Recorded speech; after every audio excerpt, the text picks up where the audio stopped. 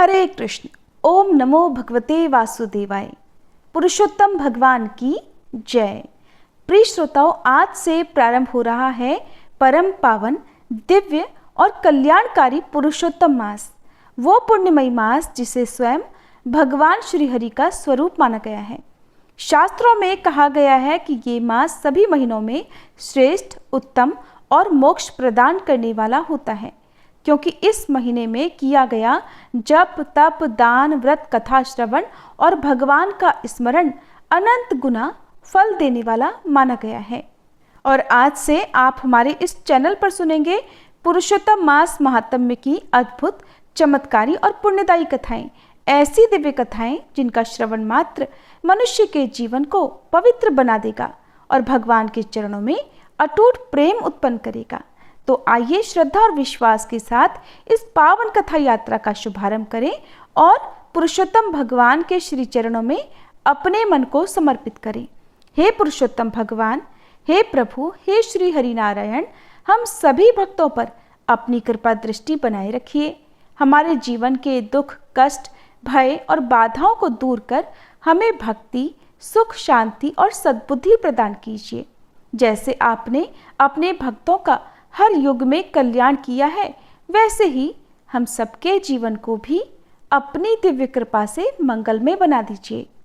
प्रिय श्रोताओं, इस बार अधिक मास, जिसे मलमास या पुरुषोत्तम मास भी कहते हैं, ज्येष्ठ के महीने में लग रहा है। इसलिए इस बार ज्येष्ठ का महीना 2 महीने तक रहेगा और 17 मई दिन रविवार से शुरू होकर अधिक मास 15 जून दिन सोमवार को समाप्त होगा। आज 17 मई दिन रविवार को प्रतिपदा तिथि रात 9:41 पर समाप्त होगी और कृत्तिका नक्षत्र दोपहर 2:32 तक रहेगा। इसके बाद में रोहिणी नक्षत्र प्रारंभ होगा। ब्रह्म मुहूर्त सुबह 4:12 से 5 बजे तक रहेगा। सूर्योदय होगा सुबह 5:48 पर और सूर्यास्त होगा शाम 6:57 पर। और आज की पूजा का शुभ मुहूर्त सुबह 4:27 से लेकर 5:29 तक रहेगा। शाम को दीपदान और पूजा करने का शुभ मुहूर्त, जिसमें गोधूली मुहूर्त शाम 7:05 से लेकर 7:26 तक रहेगा। हमारे इस चैनल पर आप प्रत्येक दिन पुरुषोत्तम मास महात्म्य की कथाओं के अलावा पुरुषोत्तम मास से संबंधित भजन और स्तुति पाठ आदि भी सुनेंगे। इसलिए कथाओं को पूरा सुनकर वीडियो को लाइक भी हर दिन जरूर किया कीजिएगा। प्रिय श्रोताओं, कलयुग के अंधकार में जब मनुष्य पाप, मोह और दुखों से घिर जाता है, तब भगवान की कथाएं ही उसके जीवन में प्रकाश बनकर आती हैं। उन्हीं दिव्य कथाओं में से एक है ब्रह्मण नारदी पुराण में वर्णित श्री पुरुषोत्तम मास महात्म्य।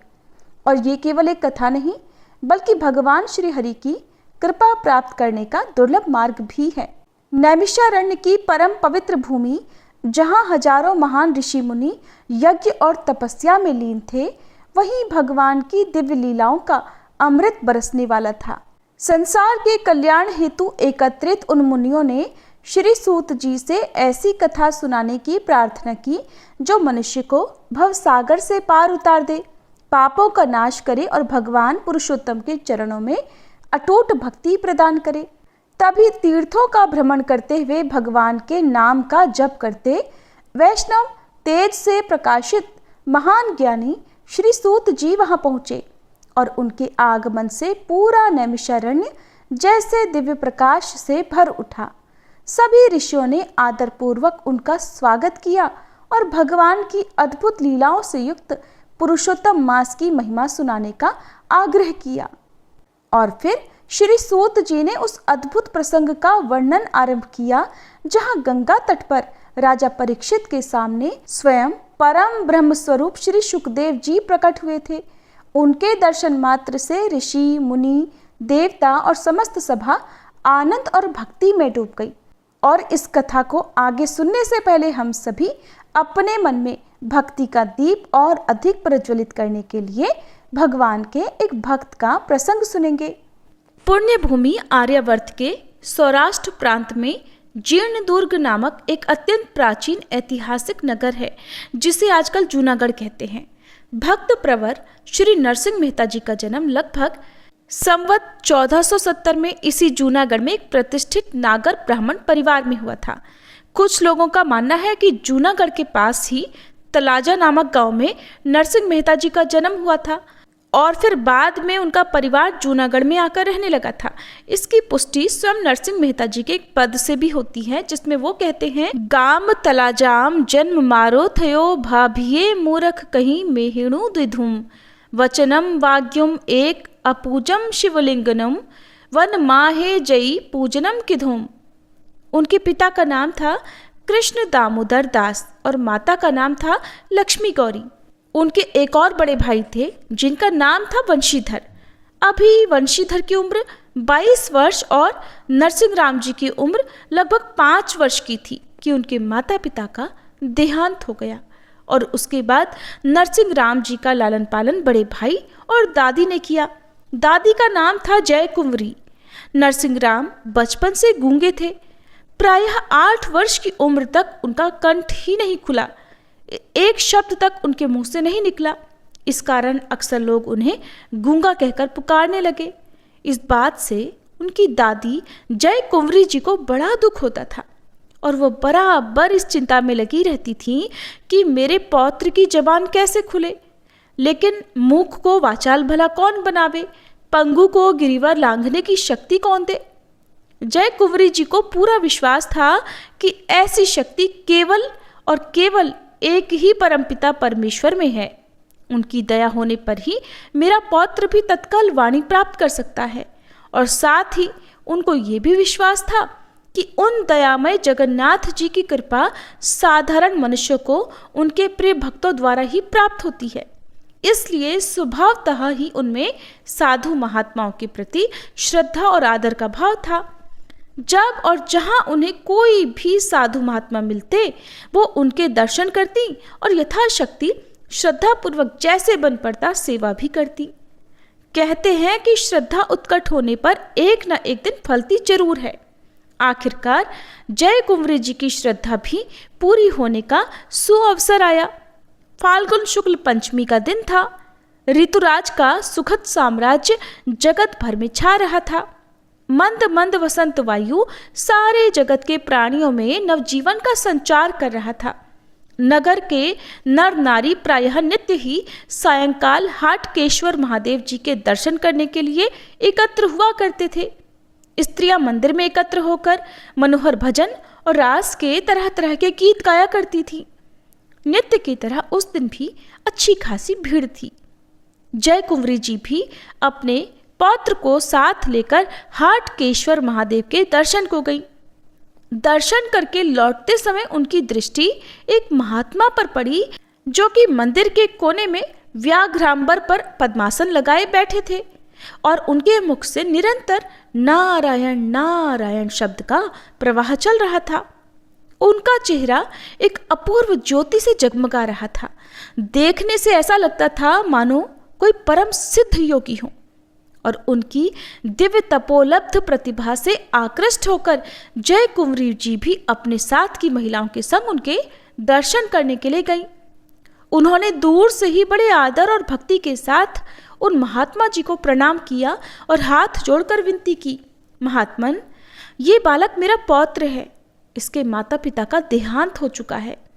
ये लगभग 8 वर्ष का हो गया है, लेकिन अब तक कुछ भी बोल नहीं सकता है।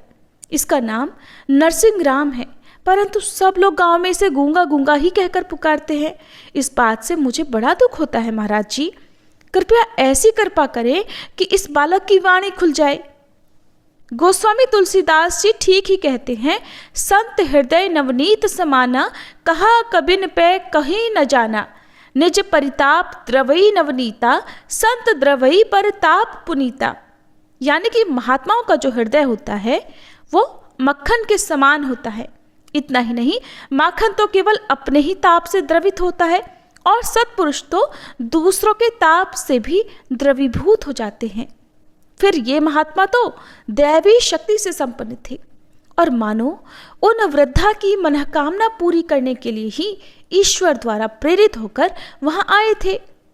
अब उन्होंने उस बालक को अपने पास बिठाया और उसे एक बार बड़े ध्यान से देखकर कहा, ये बालक तो भगवान का बड़ा भारी भक्त होगा। ऐसा कहकर उन्होंने अपने कमंडलों से थोड़ा जल लेकर मार्जन किया और बालक के कान में फूंक देकर कहा, बच्चा कहो राधे कृष्ण राधे कृष्ण। बस महात्मा की कृपा से जन्म का गूंगा वह बालक राधे कृष्ण कहने लगा। उपस्थित सभी मनुष्य आश्चर्यचकित रह गए, हैरान रह गए और देखते ही देखते वहां पर महात्मा जी की जय जयकार गूंजने लगी।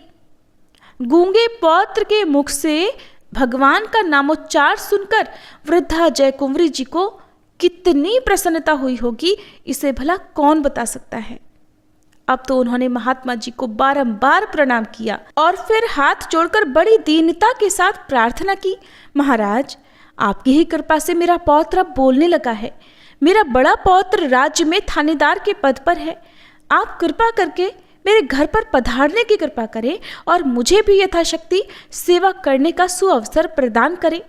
आपकी चरण रज से मेरा घर भी पवित्र हो जाएगा। परंतु सच्चे महात्मा किसी भी सेवा या पुरस्कार के भूखे कभी नहीं होते। यही तो उनकी सच्ची पहचान होती है। वे तो सदा स्वभाव से ही लोक कल्याण की चेष्टा करते रहते हैं। तब महात्मा जी ने बड़ी प्रसन्नता से उत्तर दिया, माता मुझे कोई योग बल या तपोबल नहीं प्राप्त है। इस संसार में जो कुछ होता है वो सब केवल और केवल प्रभु की कृपा से ही होता है, उनकी आज्ञा से ही होता है। और उन महामहिम परमात्मा की माया अघटन घटना पटियसी कहलाती है।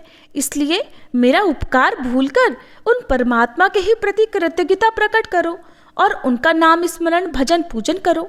मैं इस तरह अकारण या फिर प्रतिष्ठा के लिए किसी भी गृहस्थ के घर पर कभी नहीं जाता। तुम भी घर पर जाकर भगवान का भजन करो, तुम्हारा कल्याण होगा।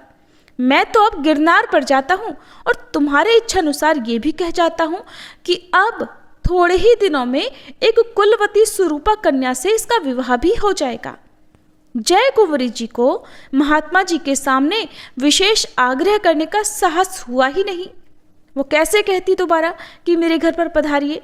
अब तो वह अपने पौत्र के साथ बड़े प्रसन्न मन से अपने घर चली आई और उन्होंने अपने बड़े पौत्र वंशीधर से महात्मा जी का चमत्कार भी कह सुनाया। वंशीधर ने भी महात्मा जी के चरणों के दर्शन करने की लालसा से सिपाहियों द्वारा खोज कराई, लेकिन उनका कहीं भी अता पता नहीं चल पाया।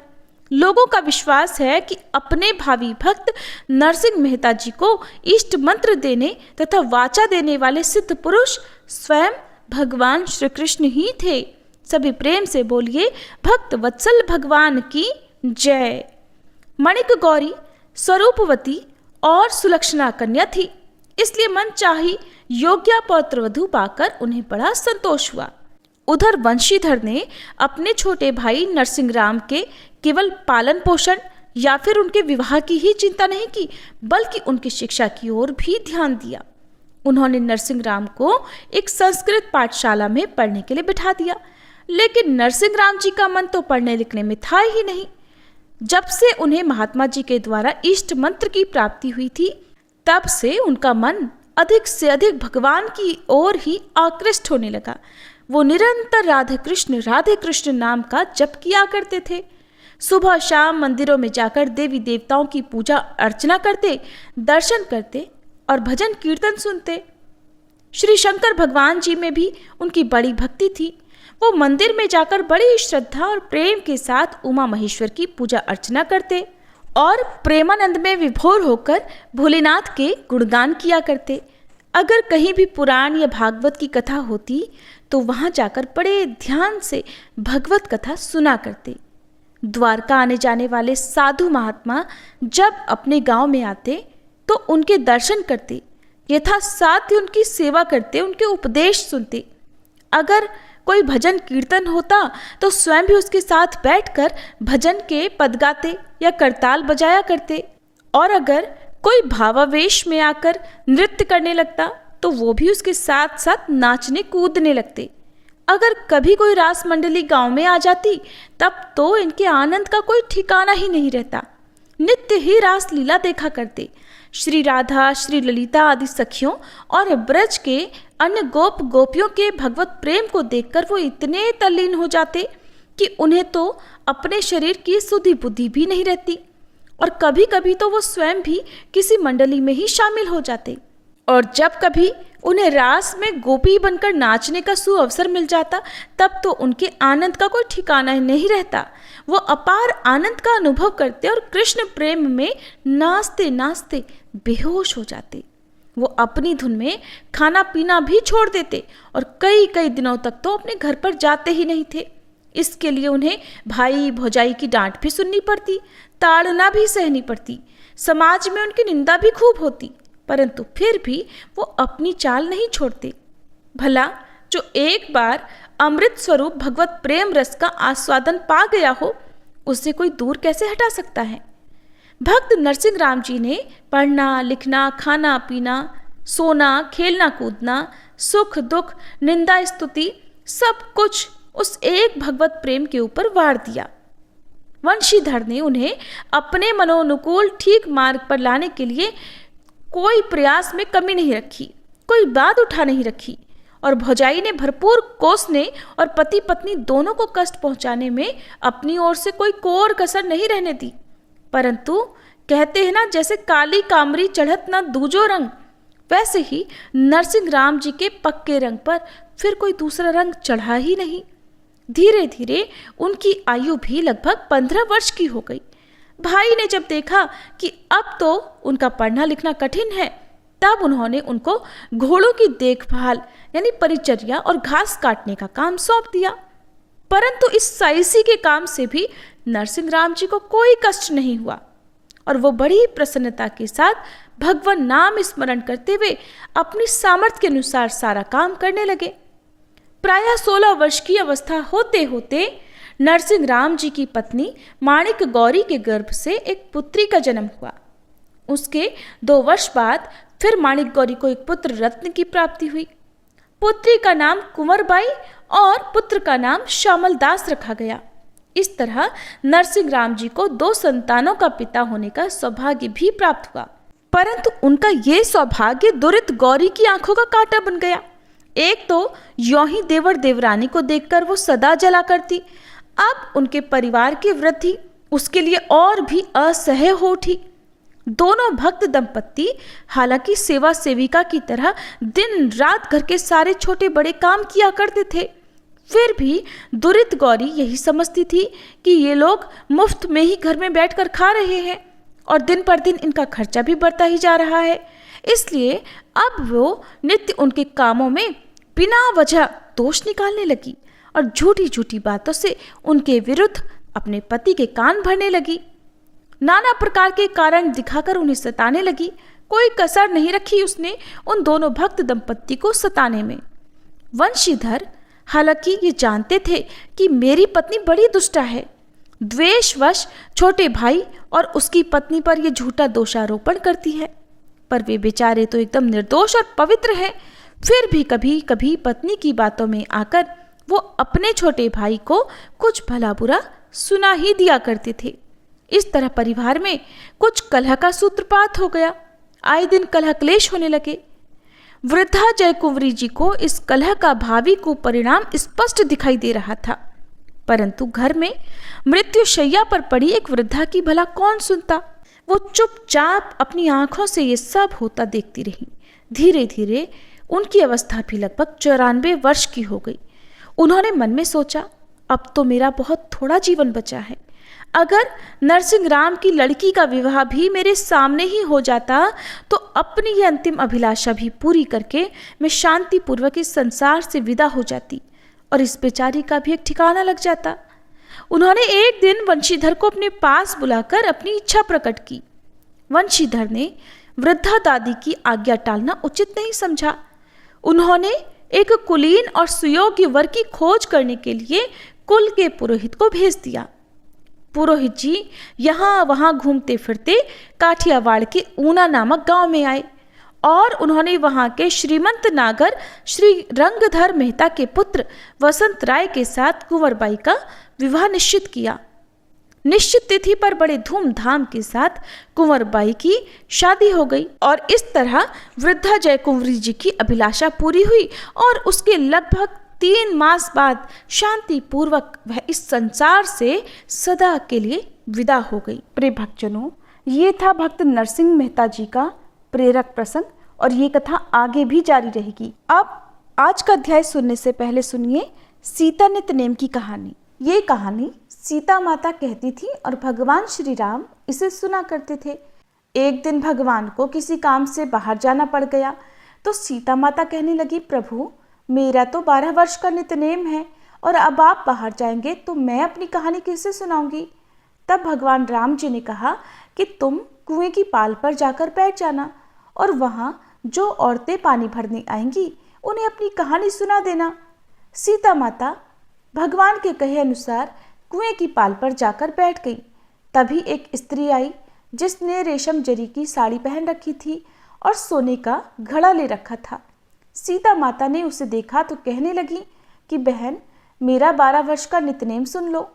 तब वह स्त्री बोली, मैं तुम्हारा नित्यनेम सुनूंगी तो मुझे तो घर जाने में देर हो जाएगी, फिर मेरी सास मुझसे लड़ेगी। उसने कहानी नहीं सुनी और चली गई। घर जाते ही उसकी रेशम जरी की साड़ी फट गई, सोने का घड़ा मिट्टी के घड़े में बदल गया।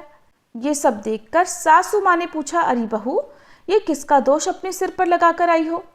तब बहू ने कहा कि माँ जी कुएं पर एक औरत बैठी थी, उसने कहानी सुनने के लिए कहा लेकिन मैंने नहीं सुनी, जिसका ये फल मुझे मिला है।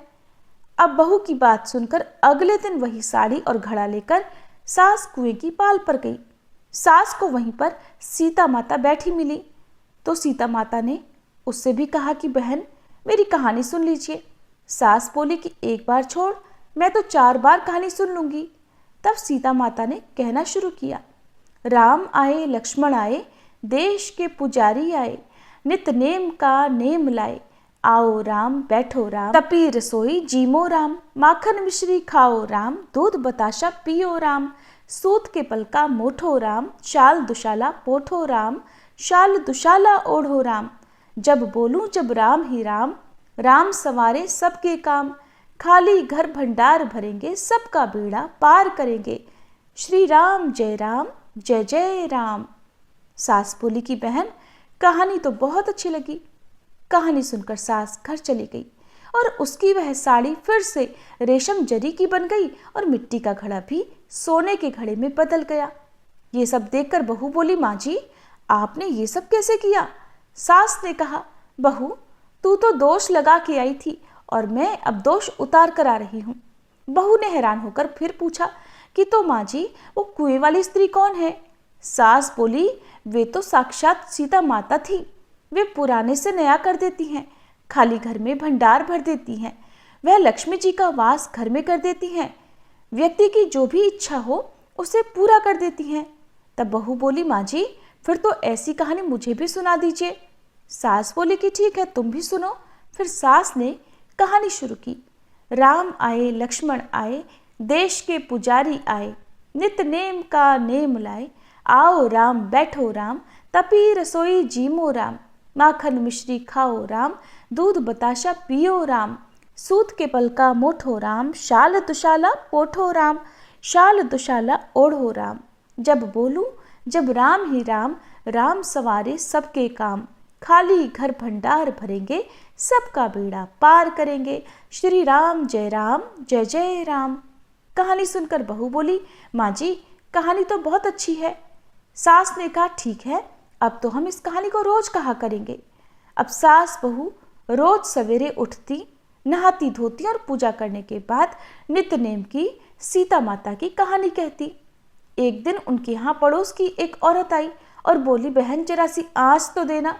तो वे बोली कि आँच तो अभी तक हमने जलाई ही नहीं। पड़ोसन ने पूछा, तो फिर तुम सुबह 4 बजे से उठकर कर क्या रही हो। उन्होंने बताया कि सुबह उठकर हम तो पहले पूजा करते हैं, फिर सीता माता की नित्य नेम की कहानी कहते हैं। पड़ोसन ने उनकी बात सुनकर फिर पूछा, सीता माता की कहानी कहने से तुम्हें क्या मिला। तब वे बोली कि इनकी कहानी कहने से घर में भंडार भर जाते हैं, सारे काम सिद्ध हो जाते हैं, मन की इच्छा भी पूरी होती है। पड़ोसन बोली कि बहन फिर तो ऐसी कहानी मुझे भी सुना दो। वह बोली, ठीक है तो फिर तुम भी ये कहानी सुन लो। राम आए लक्ष्मण आए, देश के पुजारी आए, नित नेम का नेम लाए। आओ राम बैठो राम, तपी रसोई जीमो राम, माखन मिश्री खाओ राम, दूध बताशा पियो राम, सूत के पलका मोठो राम, शाल दुशाला पोठो राम, शाल दुशाला ओढ़ो राम। जब बोलूं जब राम ही राम, राम संवारे सबके काम, खाली घर भंडार भरेंगे, सबका बेड़ा पार करेंगे। श्री राम जय जय राम। सारी कहानी सुनने के बाद पड़ोसन कहने लगी, बहन कहानी तो मुझे बहुत अच्छी लगी। अब वह पड़ोसन भी नितनेम सीता माता की कहानी कहने लगी। कहानी कहने से सीता माता ने पड़ोसन के भी भंडार भर दिए। अब तो पूरे मोहल्ले में नितनेम की कथा चल पड़ी और हर किसी की मनोकामना सीता माता की कृपा से पूरी होने लगी। हे सीता माता, हे जानकी माता, जैसे आपने उनके भंडार भरे वैसे ही हम सबके भी भरना। कहानी कहने वाले के, सुनने वाले के और हुंकार भरने वाले के भी। सभी प्रेम से बोलिए सीता माता की जय। अब सुनिए पुरुषोत्तम मास महात्म्य का पहला अध्याय। पुराणों में अधिक मास अर्थात पुरुषोत्तम मास के पुरुषोत्तम मास बनने की बहुत ही रोचक कथा प्रचलित है। इस कथा के अनुसार 12 महीनों के ही अलग अलग स्वामी हैं, पर स्वामी विहीन होने के कारण अधिक मास को मलमास कहने से उसकी बड़ी निंदा होने लगी। इस बात से दुखी होकर मलमास श्री हरि के पास गया और उनसे अपना दुख निवेदित किया। भक्त वत्सल श्री हरि उसे लेकर गोलोक पहुंचे। वहां भगवान श्री कृष्ण विराजमान थे। करुणा सिंधु भगवान श्री कृष्ण ने मलमास की व्यथा जानकर उसे वरदान दिया कि अब से मैं तुम्हारा स्वामी हूं। इससे मेरे सभी दिव्य गुण तुम में प्रविष्ट हो जाएंगे। मैं पुरुषोत्तम के नाम से भी विख्यात हूं और मैं तुम्हें अपना यही नाम दे रहा हूं। आज से तुम मलमास के स्थान पर पुरुषोत्तम मास के नाम से जाने जाओगे। इसीलिए पुरुषोत्तम या अधिक मास को कभी भी मलमास नहीं कहना चाहिए। मल का अर्थ गंदगी होता है और हमारे हिंदू धर्म में कोई भी महीना कभी भी अपवित्र नहीं माना जाता है। तो चलिए पुरुषोत्तम मास महात्म्य की पहली कथा सुनने से पहले हम सभी मिलकर पुरुषोत्तम भगवान को प्रणाम करते हैं। हे कल्प वृक्ष के समान भक्त जनों के मनोरथ को पूर्ण करने वाले, वृंदावन की शोभा के अधिपति, अलौकिक कार्यों द्वारा समस्त लोगों को चकित करने वाले, हे वृंदावन बिहारी पुरुषोत्तम भगवान, मैं आपको प्रणाम करती हूँ। नर नारायण, नरोत्तम तथा देवी सरस्वती और श्री व्यास जी को नमस्कार कर जय की इच्छा करती हूँ। एक बार परम पवित्र नैमिषारण्य तीर्थ में यज्ञ करने की इच्छा से बहुत से मुनि आए, जैसे असित, देवल, पैल, शरभंग, मांडव्य, अगस्त्य, कात्यायन, पिंगल, अत्रि, ऋभु, शांडीर, श्वेत बाहु, कालाग्नि, रुद्रग, श्वेताश्वर, आद्य, शरभंग और आदि आदि शिष्यों के सहित ये सभी ऋषि अंगों के सहित वेदों को जानने वाले, ब्रह्मनिष्ठ, संसार की भलाई और परोपकार करने वाले, दूसरों के हित में सदा तत्पर रहने वाले, श्रौत स्मार्त कर्म करने वाले नैमिषारण्य में आकर यज्ञ करने को तत्पर हुए। इधर तीर्थ यात्रा की इच्छा से श्री सूत जी महाराज भी अपने आश्रम से निकले और पृथ्वी का भ्रमण करते हुए उन्होंने नैमिषारण्य में आकर शिष्यों के सहित समस्त मुनियों को देखा।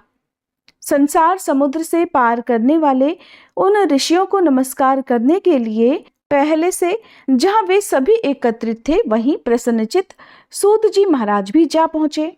इसके बाद पेड़ की लाल छाल को धारण करने वाले, प्रसन्न मुख, शांत, परमार्थ विशारद, सभी गुणों से संपन्न, संपूर्ण आनंदों से परिपूर्ण, ऊर्ध्व पुंड्रधारी, राम नाम मुद्रा से युक्त, गोपी चंदन मृत्तिका से दिव्य शंख चक्र का छापा लगाए, तुलसी जी की माला से शोभित, जटा मुकुट से विभूषित, समस्त आपत्तियों से रक्षा करने वाले, अलौकिक चमत्कार को दिखाने वाले, भगवान के परम मंत्र को जपते हुए समस्त शास्त्रों के सार को जानने वाले, सभी प्राणियों के हित में तत्पर, जितेंद्रिय तथा क्रोध को जीते हुए जीवन मुक्त जगत गुरु श्री व्यास जी की तरह और उन्हीं की तरह निष्प्रह आदि गुणों से युक्त उनको देखकर उस नैमिषारण्य में रहने वाले सभी महर्षिगण सहसा उठ खड़े हुए। तरह तरह की विचित्र कथाओं को सुनने की इच्छा उनसे प्रकट करने लगे।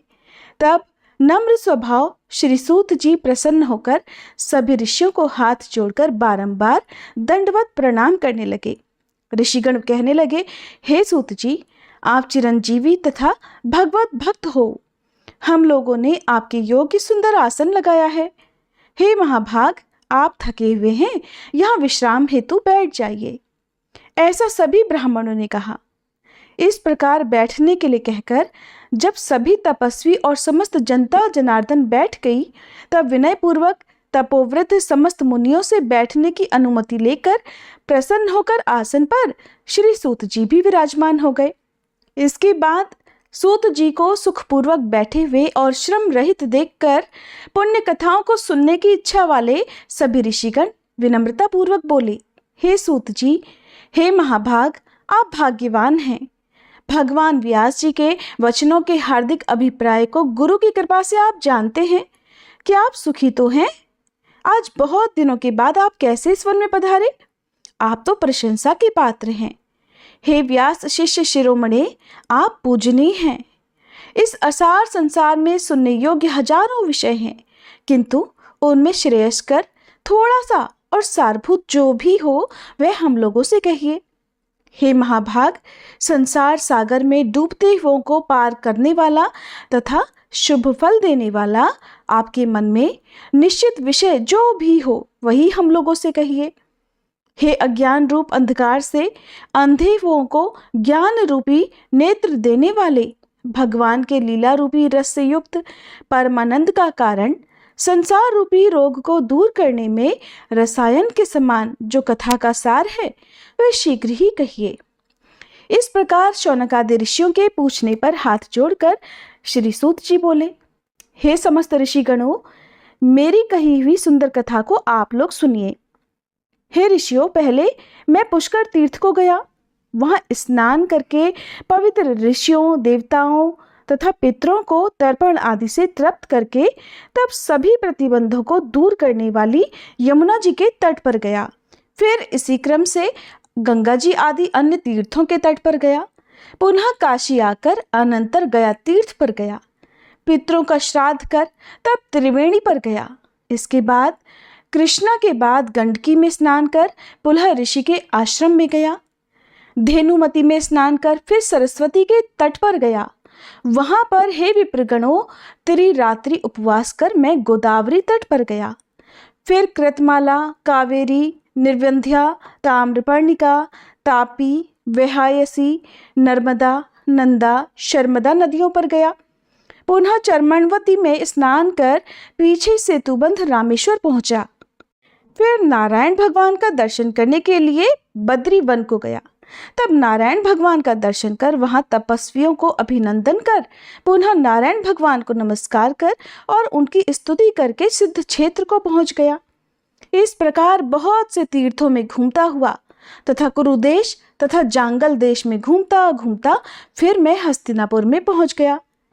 हे ब्राह्मणों, वहां ये सुना कि राजा परीक्षित राज्य को त्याग कर बहुत ऋषियों के साथ परम पुण्यपद गंगा तीर पर गए हैं और उस गंगा तट पर बहुत से सिद्ध सिद्धि हैं, भूषण जिनका ऐसे योनि लोग और देवर्षि वहां पर आए हैं। उनमें कोई निराहार, कोई वायु का सेवन करने वाला, कोई जल पीकर, कोई पत्ते खाकर, कोई श्वास को ही आहार कर, कोई फलाहार कर और कोई फेन का आहार करके रहते हैं। हे ब्राह्मणों, उस समाज में कुछ पूछने की इच्छा से हम भी गए। वहां ब्रह्म स्वरूप भगवान महामुनि व्यास जी के पुत्र, बड़े तेज वाले, बड़े प्रतापी श्री कृष्ण के चरण कमलों को मन से धारण किए हुए श्री सुखदेव जी आए। उन 16 वर्ष के योगीराज, शंख की तरह कंठ वाले, बड़े लंबे चिकने बालों से घिरे हुए मुख वाले, बड़ी पुष्ट कंधों की संधि वाले, चमकती हुई कांति वाले, अवधूत रूप वाले और जिस प्रकार मदमस्त हाथी मक्खियों से घिरा रहता है, उसी प्रकार धूल हाथ में ली हुई स्त्रियों से घिरे हुए सर्वांग धूल रमाए महामुनि सुखदेव जी को देखकर सभी मुनि प्रसन्नता पूर्वक हाथ जोड़कर अचानक उठकर खड़े हो गए। इस प्रकार महामुनियों द्वारा सत्कृत भगवान शुक को देखकर पश्चाताप करती हुई स्त्रियां और साथ के बालक जो उनको चिढ़ा रहे थे दूर ही खड़े रह गए और फिर भगवान शुक को प्रणाम करके अपने अपने घरों की ओर चले गए। इधर मुनिगणों ने शुकदेव जी के लिए बड़ा ऊंचा और उत्तम आसन बिछाया। उस आसन पर बैठे हुए भगवान शुक को कमल की कर्णिका को जैसे कमल के पत्ते घेरे रहते हैं, ठीक उसी प्रकार मुनिगण उनको घेर कर बैठ गए। यहाँ बैठे हुए ज्ञान रूप महासागर के चंद्रमा भगवान महामुनि व्यास जी के पुत्र शुकदेव जी ब्राह्मणों द्वारा की हुई पूजा को धारण कर तारागणों से घिरे हुए चंद्रमा की तरह शोभा पा रहे थे। इस प्रकार पुरुषोत्तम मास महात्म्य का पहला अध्याय पूर्ण हुआ। अब सुनिए श्री राधा कृपा कटाक्ष स्तोत्र। मुनीन्द्र वृंद वंदिते त्रिलोक शोक हारिणी प्रसन्न वक्त्र पंकजे निकुंज भूविलासनी व्रजेन्द्र भानुनंदनी व्रजेन्द्र सोनु संगते कदा करिष्यसि मां कृपा कटाक्ष भाजनम अशोक वृक्ष वल्लरी वितान मंडप स्थिते प्रवाल बाल पल्लव प्रभारुणान्द्रि कोमले वराभय स्फुरत्करे प्रभूत संपदालये कदा करिष्यसि मां कृपा कटाक्ष भाजनम अनंग रंग मंगल प्रसंग भंगुर भ्रुवा सविभ्रमं संभ्रमं दृगंध बाण पातने निरंतरं वशीकृत प्रतीत नंद नंदने कदा करिष्यसि मां कृपा कटाक्ष भाजनम तड़ित सुवर्ण चंपक प्रदीप्त गौर विग्रहे मुख प्रभा परास्त कोटि शारदेन्दु मंडले विचित्र चित्र सच्चर कोर्शावलोचने कदा करिष्यसि मां कृपा कटाक्ष भाजनम मदोन्मदाति यौवने प्रमोदमान मंडिते प्रियानुराग रंजिते कला विलास पंडिते अनन्य धन्य कुंज राज्य काम केली कोविदे कदा करिष्यसि मां कृपा कटाक्ष भाजनम अशेष हाव भाव धीर हीर हार भूषिते प्रभूत शात कुंभ कुंभ कुंभी कुंभ सुस्तनी प्रशस्त मंद हास्य चूर्ण पूर्ण सौख्य सागरे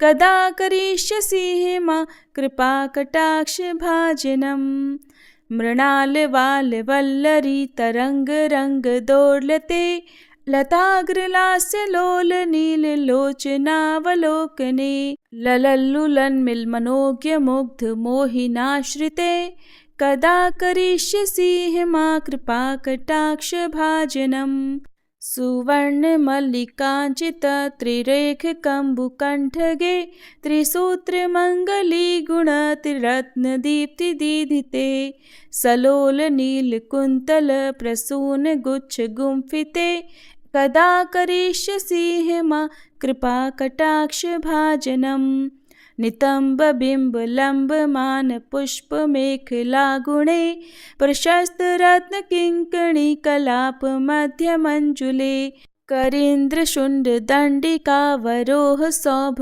गोरुके कदा करिष्यसि मां कृपा कटाक्ष भाजनम अनेक मंत्र नाद मंजुन पुरारव स्खलत समाज राज हंस वंश निक्वणाति गौरवे विलोल हेम वल्लरी विडम्बि चारु चंक्रमे कदा करिष्यसि मां कृपा कटाक्ष भाजनम अनंत कोटि विष्णु लोक नम्र पद्मजार्चिते हिमाद्रिजा पुलोमजा विरिंज चावर प्रदे अपार सिद्धि रिद्धि दिग्ध सतपदांगुली नखे कदा करिष्यसि मां कृपा कटाक्ष भाजनम मखेश्वरी क्रियेश्वरी स्वधेश्वरी सुरेश्वरी त्रिवेद भारतीश्वरी प्रमाण शासनेश्वरी रमेश्वरी क्षमेश्वरी प्रमोद काननेश्वरी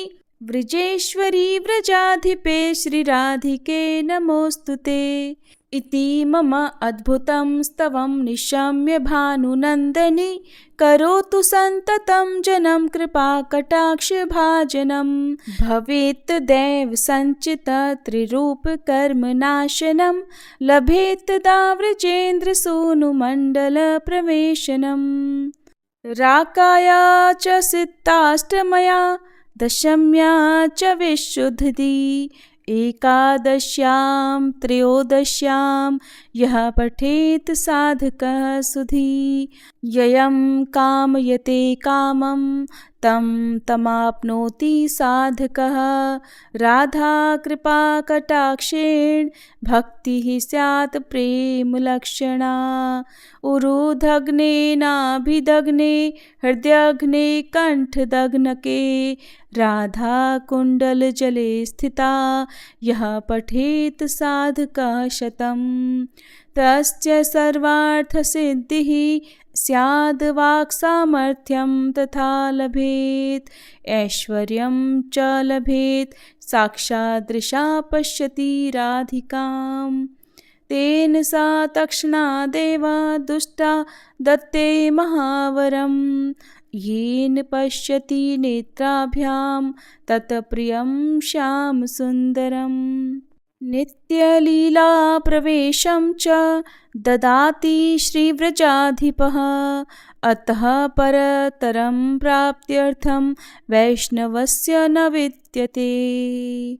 श्री राधा श्री राधा श्री राधा। जय जय श्री राधे। अब सुनिए पुरुषोत्तम मास का भजन। मैं तो हरि भजन करूं दिन रात महीना पुरुषोत्तम। मैं तो हरि भजन करूं दिन रात महीना पुरुषोत्तम। इन भजनों में मैंने गणपति को बुलाया। इन भजनों में मैंने गणपति को बुलाया। रिद्धि सिद्धि लाए अपने साथ महीना पुरुषोत्तम। मैं तो हरि भजन करूं दिन रात महीना पुरुषोत्तम। इन भजनों में मैंने नारायण को बुलाया। इन भजनों में मैंने श्री नारायण को बुलाया। लक्ष्मी मैया लाई कृपा अपार महीना पुरुषोत्तम। मैं तो हरि भजन करूं दिन रात महीना पुरुषोत्तम। इन भजनों में मैंने भोले बाबा को बुलाया। इन भजनों में मैंने भोले बाबा को बुलाया। गौरा मैया लेकर आई प्यार अपार महीना पुरुषोत्तम। मैं तो हरि भजन करूं दिन रात महीना पुरुषोत्तम। इन भजनों में मैंने कान्हा को बुलाया। इन भजनों में मैंने कान्हा को बुलाया। राधा रानी बरसाए दुलार महीना पुरुषोत्तम। मैं तो हरि भजन करूं दिन रात महीना पुरुषोत्तम। इन भजनों में मैंने राम जी को बुलाया। इन भजनों में मैंने राम जी को बुलाया। सीता मैया दे सुख अपार महीना पुरुषोत्तम। मैं तो हरि भजन करूं दिन रात महीना पुरुषोत्तम। जप लो प्रेम से हरि का नाम ये महीना पावन है। जप लो प्रेम से हरि का नाम ये महीना पावन है। जो भी भक्ति करता सच्चे मन से उसका जीवन धन्य है। भर दो मन में भक्ति का प्रकाश महीना पुरुषोत्तम। भर दो मन में भक्ति का प्रकाश महीना पुरुषोत्तम। मैं तो हरि भजन करूं दिन रात महीना पुरुषोत्तम।